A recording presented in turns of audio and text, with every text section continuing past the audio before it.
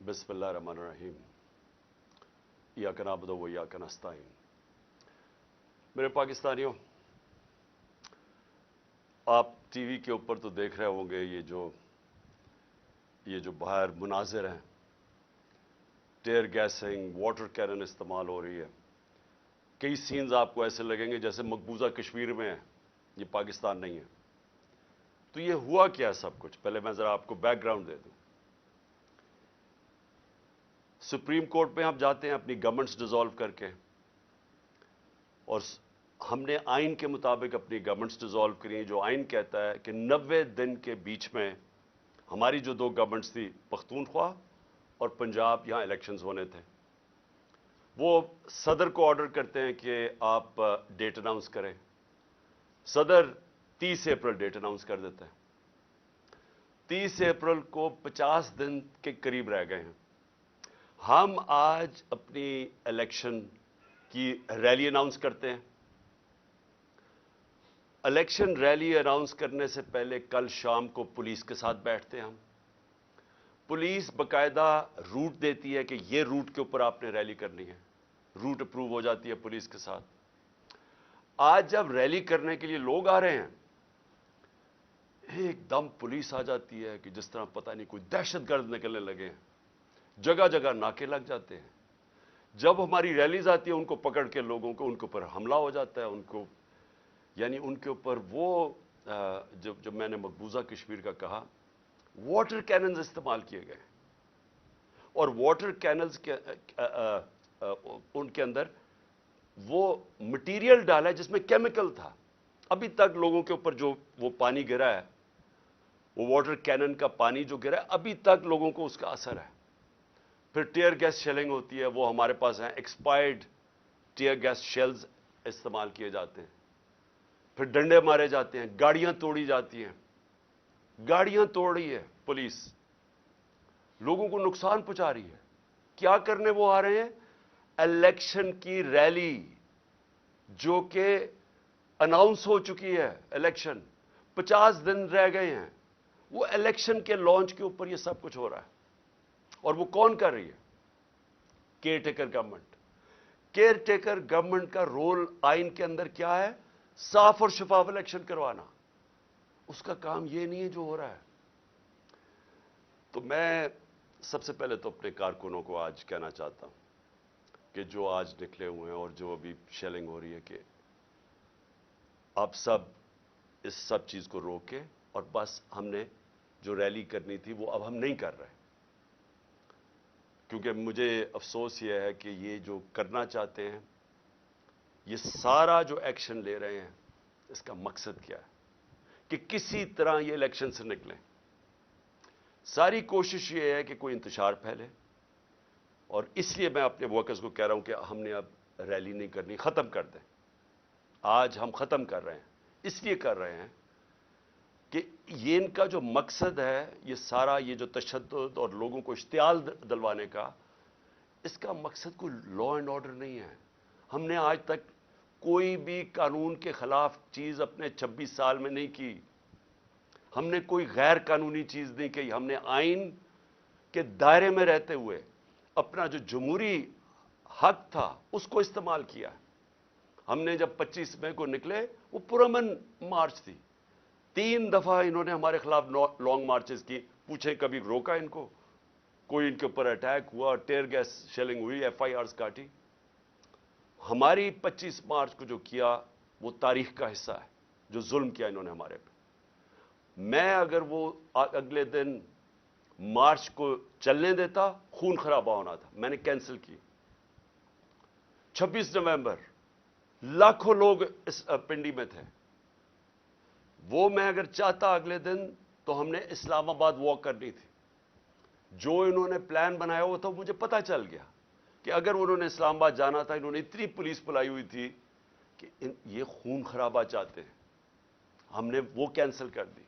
आज फिर मैं कैंसिल कर रहा हूं। लेकिन मेरे 2-3 सवाल अब इसके बाद हैं। मैं कैंसिल इसलिए कर रहा हूं क्योंकि मुझे पता है इनका मकसद क्या है। ये इलेक्शन से भाग रहे हैं। इन्होंने पूरी कोशिश की इलेक्शन ना हो। इन्होंने हर हरबा इस्तेमाल किया। کیئر ٹیکر گورنمنٹ کو استعمال کیا, گورننس کو استعمال کیا, انہوں نے الیکشن کمیشن کو استعمال کیا کسی نہ کسی طرح, جو 90 دن کے اندر, جب ہم نے اسمبلیز اپنی ڈیزالو کی تھی, کے پی کی اور پنجاب کی, 90 دن میں الیکشن ہونا تھا. انہوں نے جب پوری کوشش فیل ہو گئی, سپریم کورٹ نے فیصلہ کر دیا, پریزیڈنٹ عارف الوی نے ڈیٹ دے دی 30 اپریل کی. اب بھی یہ پوری کوشش کر رہے ہیں کہ پنجاب کا الیکشن کسی طرح نہ ہو, اور یہ ایک پہلا قدم تھا کہ ہمیں اشتعال دینا, ہمیں پرامن ریلی کر رہے تھے کہ کسی نہ کسی طرح لڑائی ہو, خون خرابہ ہو, اس کو استعمال کریں اور کیسز کر دیں عمران خان کے اوپر. آگے 100 کے قریب تو پہنچ ہی گیا ہوں, اس سے تو کوئی فرق نہیں پڑے گا, لیکن کوئی بھی بہانہ مل جائے الیکشن سے نکلنے کا, یہ ہے سارا مقصد.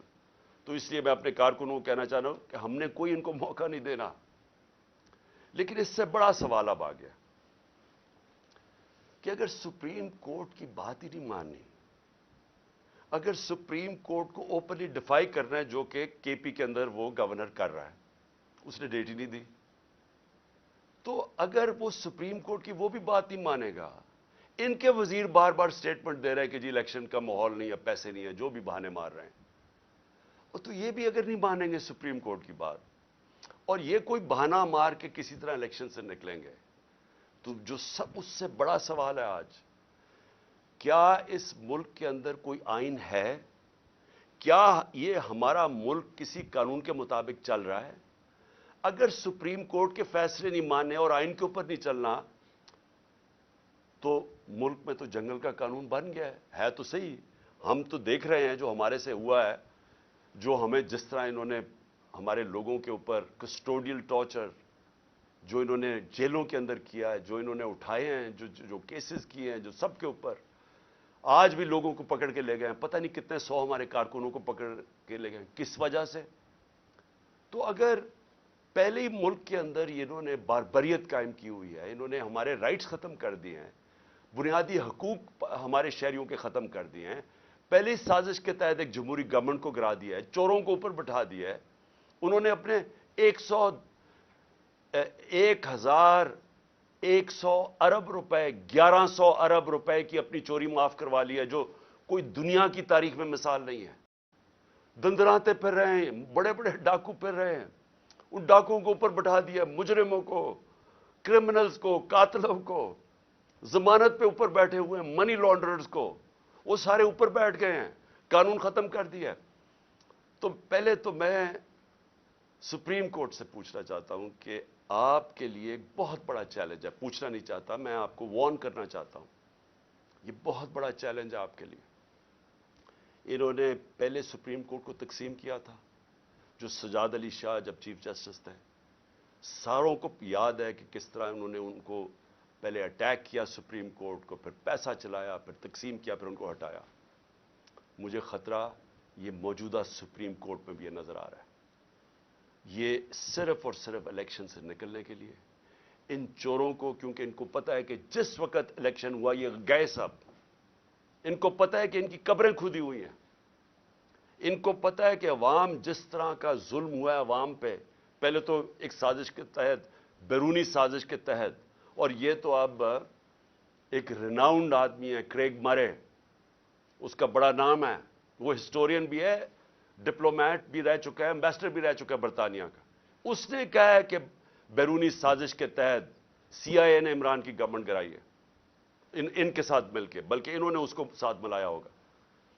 تو پہلے تو لوگوں کو غصہ اس کا ہے کہ سازش کے تحت گورنمنٹ گرائی, چوروں کو اوپر مسلط کیا, عوام کی کمر توڑ گئی. تاریخی مہنگائی میں, اس ملک کی 75 سال تاریخ میں سب سے زیادہ مہنگائی, بے روزگاری دن بدن بڑھ رہی ہے, اکانومی بیٹھ رہی ہے, وہ اور غصہ ہے.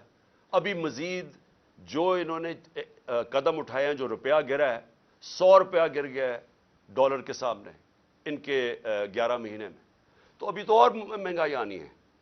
تو اس سے ڈر کے طریقہ کیا اختیار کیا ہے, عوام میں یہ جا نہیں سکتے. ان کے انٹیریئر منسٹر نے کہا ہے کہ جناب جلسے جلوس کے بغیر ہی الیکشن ہو جائے, کیونکہ یہ عوام میں جا نہیں سکتے.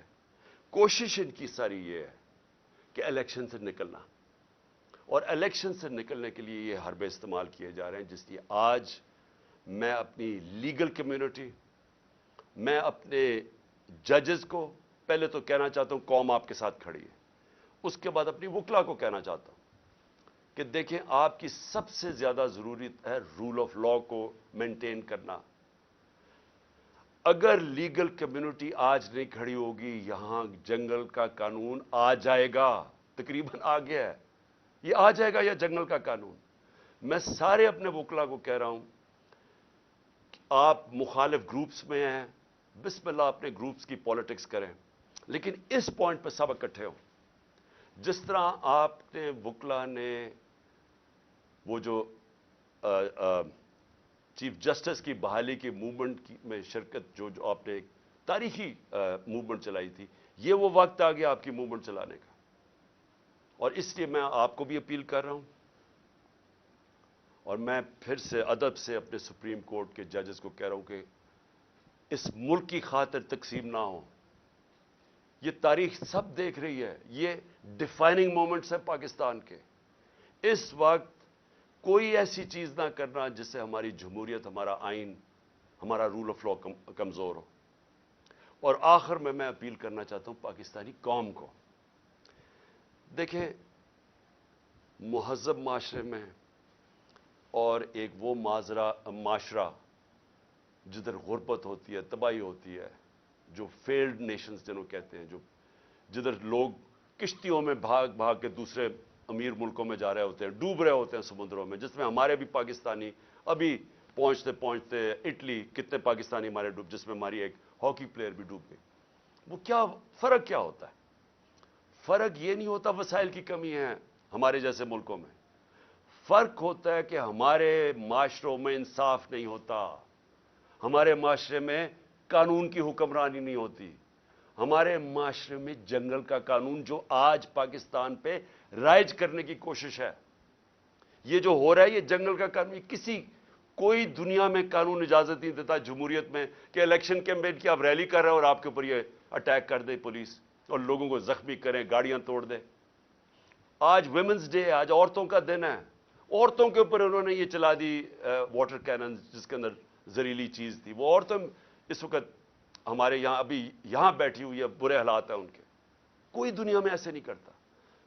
آپ عوام کے لیے آپ پہ بہت بڑی میں ذمہ داری ڈال رہا ہوں، آپ نے جب تک آپ اپنی جمہوریت کی حفاظت نہیں کریں گے، اور کوئی باہر سے آ کے نہیں کرنے لگا، اور جمہوریت کی حفاظت کا کیا مطلب ہے؟ آپ کی آزادی کی حفاظت۔ جمہوریت کا مطلب کیا ہے؟ جمہوریت کا مطلب ہوتا ہے آزاد لوگ۔